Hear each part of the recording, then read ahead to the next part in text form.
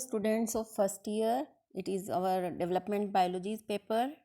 इसमें आज मैं आपको गैस्ट्रुलेशन के बारे में बताऊंगी इस वीडियो में। हालांकि पहले भी डाला हुआ है मैंने वीडियो। सबसे पहले आपका ये परिवर्धन जैविकी में क्या बताया था हमने, स्ट्रक्चर ऑफ ओवा एंड स्ट्रक्चर ऑफ स्पर्म। उसके बाद फर्टिलाइजेशन या निषेचन है, वो भी पूरा एक चैप्टर है जो कि मैं डाल चुकी हूँ। एक बार कोर्स पूरा होगा तो फिर से डाल देंगे, रिपीट कर देंगे। अदरवाइज़ आप अपने नोट्स बना के प्रिपेयर तो करिए।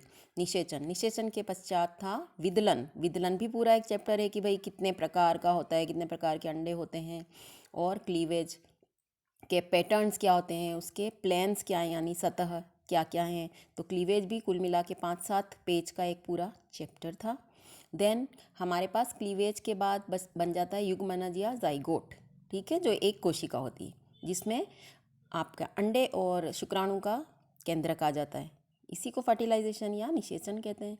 तो जाइगोट हमारे पास होता है, उसके बाद उसमें शुरू होता है विभाजन, तो हमें प्राप्त होता है ब्लास्टूला। तो ये पूरा जो जाइगोट से हमें 16 कोशिकाओं का एक बॉल, गेंद जैसी संरचना प्राप्त होती है, उसे ब्लास्टुलेशन कहते हैं, और उस बॉल को ब्लास्टूला कहते हैं। ये भी मैंने आपको कल डाला था, सैटरडे को डाला था ये वीडियो। देन ब्लास्टुलेशन जो 16 कोशिकीय अवस्था है, उसकी 16 सेल्स हैं, जिसमें से 8 बड़ी 8 छोटी होती हैं। कोरक खंड कहते हैं हिंदी में उन्हें, ब्लास्टोमियर्स। तो मेगास्क्लेयर्स और माइक्रोस्क्लेयर्स कहलाती हैं। अंदर से वो बॉल खोखली होती है, उसका एक मुख होता है जिसे ब्लास्टोपोर या कोरक मुख कहते हैं। देन आगे का परिवर्तन होता है कि ये बॉल की एक तरफ से कोशिकाएं अंदर की तरफ धंसने लगती हैं, जिससे हमें 3 जनन स्तर वाला एक संरचना या भ्रूण मिलता है, एम्ब्रियो, जिसे गैस्ट्रूला कहते हैं। और गैस्ट्रुलेशन में मेन क्या होता है, मूवमेंट्स होते हैं उस बॉल में, ब्लास्टूला की बॉल में, जिससे हमें 3 जर्मिनल लेयर वाला गैस्ट्रूला मिलता है। तो पूरा ये गैस्ट्रुलेशन का आज का चैप्टर है। गैस्ट्रुलेशन में 3 जनन स्तर हैं। वो जो 3 जनन स्तर हैं, 3 जर्मिनल लेयर, वो डिफरेंट ऑर्गन्स का फ्यूचर है उसमें निहित के भाई इससे एक्टोडर्म से, बहिश्चर्म से कुछ स्किन बनेगी और हेयर्स बनेंगे, ये बनेंगे। और मीजोडर्म से क्या बनेगा, अंदर के सारे जो हमारे ऑर्गन्स हैं वो मीजोडर्म से बनेंगे। देन एंडोडर्म से क्या बनेगा। इस तरह से ये 3 जनन स्तर हमें गैस्ट्रुलेशन के फलस्वरूप प्राप्त हो जाती है। और उसके बाद गैस्ट्रूला के बाद का जो चैप्टर होता है वो ऑर्गेनोजेनेसिस यानी अंग जनन या अंग विभेदन, ऑर्गन डिफ्रेंशिएशन होता है। और फिर उसके पश्चात हमें एक भ्रूण प्राप्त फुल्ली डेवलप्ड हमें यंगर वन प्राप्त हो जाता है, शिशु, ठीक है। तो आज का गैस्ट्रुला में हमें क्या क्या पढ़ना है कि गैस्ट्रुलेशन में मुख्यतया क्या क्या प्रक्रियाएं होती हैं चरणबद्ध रूप से, ये पॉइंट वाइज होती हैं। सिस्टमेटिक वे में आप अपनी नोटबुक में इस वीडियो को देख के नोट्स बना लें। ऐसा सोचें कि बस आपको इसके बाद डायरेक्ट एग्ज़ाम में बैठना है, उस तरह की प्रिपरेशन आपकी होनी चाहिए। गैस्ट्रुलेशन, 2 जर्म लेयर स्टेज, ये इसके प्रोसीजर हैं। इपीब्लास्ट एंड हाइपोब्लास्ट फॉर्मेशन, ये इसको डायग्राम से समझा रखा है। ब्लास्टूला के अंदर मूवमेंट्स होते हैं और कोशिकाएं अंदर की तरफ जाने लगती है, इसे इपीबोली एम्बोली कहते हैं। ये यहाँ से आप देख लीजिए, फिर ये देखिए डायग्राम, बहुत अच्छा डायग्राम है ये। Primitive streak and 3 body axis formation, 3 अक्ष बन जाती हैं।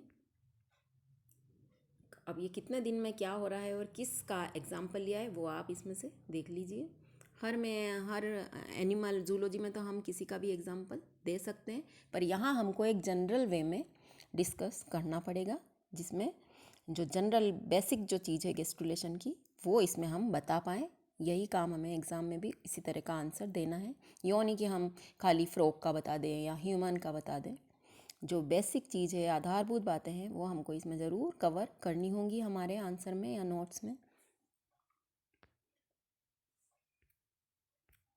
ये देखिए आप 3 एक्सिस बन गई हैं और इसका रिजल्ट क्या होगा गैस्ट्रुलेशन का, 3 जनन स्तर, 3 जर्मिनल लेयर हमें प्राप्त होंगी, एक्टोडर्म, एंडोडर्म और मेसोडर्म। ये तो प्रिमिटिव स्ट्रिक के डायग्राम है। Then formation of definite endoderm कैसे बन रही है ये काफ़ी डिटेल में बता रखा है। आपको मैंने बुक भी प्रिस्क्राइब कर दी थी कि कौन सी बुक काम में लेनी है। स्वर्णकार और सोनी की बुक भी अच्छी है, पीके गुप्ता की बुक अच्छी है, रस्तोगी की बुक अच्छी है, हिंदी इंग्लिश दोनों में मिलती है रस्तोगी की।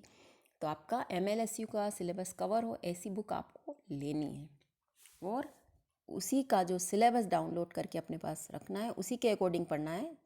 स्कूल की तरह यहाँ पे नहीं होता कि ये किताब है तो वो पूरी आपकी है, नहीं। आपको सुखाड़िया यूनिवर्सिटी का सिलेबस डाउनलोड करके और फिर उसके अकॉर्डिंग अपनी परीक्षा की तैयारी करनी है।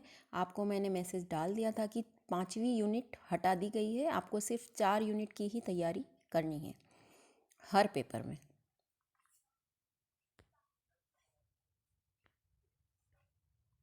ये सारे इसके डायग्राम, इसको आप स्क्रीनशॉट लेना या जैसे भी इसको अच्छे से समझना, अपनी नोटबुक में बनाना। इसको formation of ectoderm, cellular basis of gastrulation, इसको सेलुलर लेवल पे समझाया हुआ है। इतनी डिटेल हम ना भी लें तो चलेगा। हमको मेनली इसमें वो किस किस प्रकार के मूवमेंट या गतियाँ होती है ब्लास्टुला से गेस्ट्रुला बनने में, गैस्ट्रुलेशन की कौन कौन से मूवमेंट हैं वो ज़रूर पढ़ना। इस पर प्रश्न आता है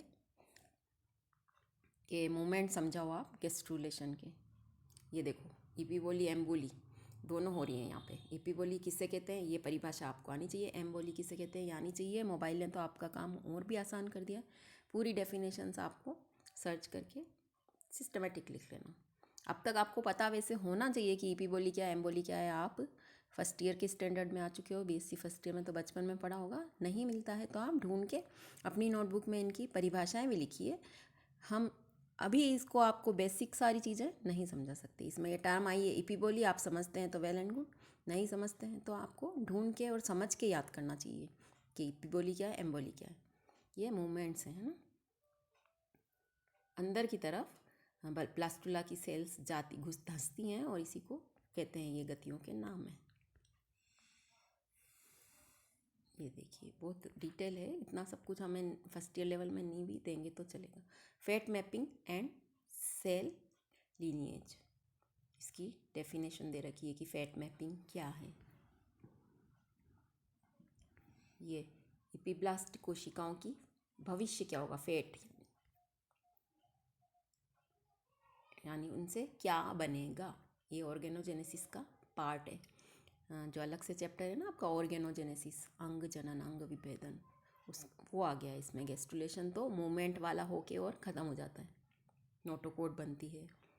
फिर सेलुलर बेसिस भी समझा रखा है हमारे कोर्स में, तो ही हम पढ़ेंगे।